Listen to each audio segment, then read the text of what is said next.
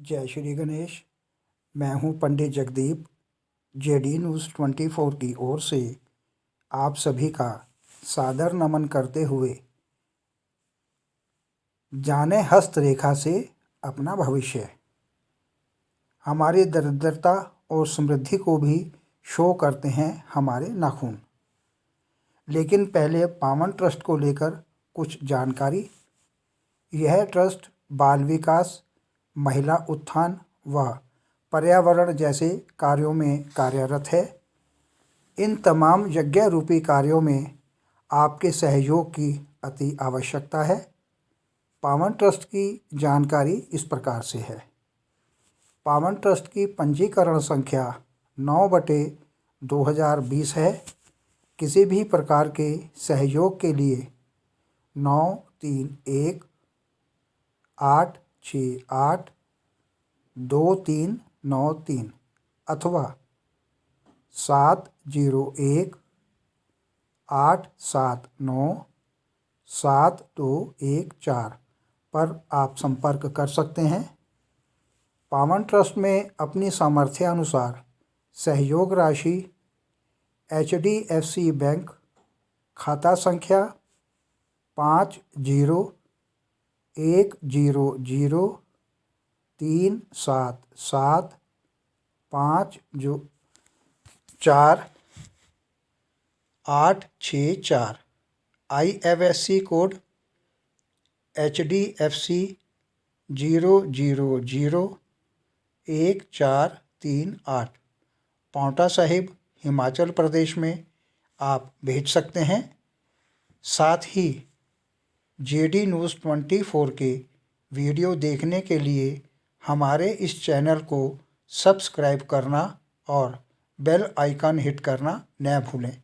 एवं वैदिक ज्योतिष शास्त्र, वास्तु शास्त्र, अंक शास्त्र, लाल किताब, सामुद्रिक शास्त्र, हस्त रेखा, जन्म कुंडली विश्लेषण व रत्नों के परामर्श हेतु आप संपर्क करें।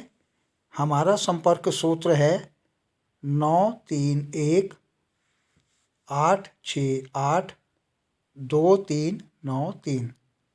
अन्य संपर्क सूत्र है 7018797214। उक्त तमाम जानकारियों के बाद अब बात करते हैं अंगूठे और उसके पौरुओं को लेकर। यदि अंगूठे का खून कछुए की पीठ की भांति उन्नत हो अर्थात ऊपर उठा हुआ हो तो ऐसा व्यक्ति भाग्यहीन होता है। यदि नाखून पर धारियाँ, रुक्षता, तेजहीनता और मांस से अलग हटने के लक्षण हैं तो निश्चय ही वह व्यक्ति स्नायु विकार से गंभीर रूप से ग्रस्त होता है। नाखून पर आड़ी रेखा भी उसके रोगी होने की सूचना देते हैं। नाखून का पीलापन रक्त संचार दोष बताता है। स्त्रियों के नाखूनों में 13 से लेकर 45 वर्ष की आयु के आसपास नीलापन होना स्वाभाविक होता है। इसका संबंध उस स्त्री के मासिक धर्म की क्रिया से गुजरना होता है। नीलापन यदि पूरे नाखून पर हो तो शारीरिक क्षीणता का और यदि जड़ में हो तो हृदय रोग का लक्षण होता है। गहरे, धंसे हुए, फटे हुए, टेढ़े मेढ़े, भयानक अथवा काले नाखूनों वाली स्त्रियों का जीवन अभाव, क्लेश और असामाजिकता के वातावरण में व्यतीत होता है। प्रत्येक नाखून अपने पर्व की लंबाई का आधा होना चाहिए। ऐसा आकार श्रेष्ठ माना जाता है। टेढ़े मेढ़े और रेखा युक्त नख दरिद्रता की सूचना देते हैं। नाखून का रंग गुलाबी अथवा मूंगे जैसा हो तो उसे शुभ माना जाता है। मूंगा समृद्धिकारी होता है। इस तरह का नाखून भी सफलता का सूचक माना जाता है।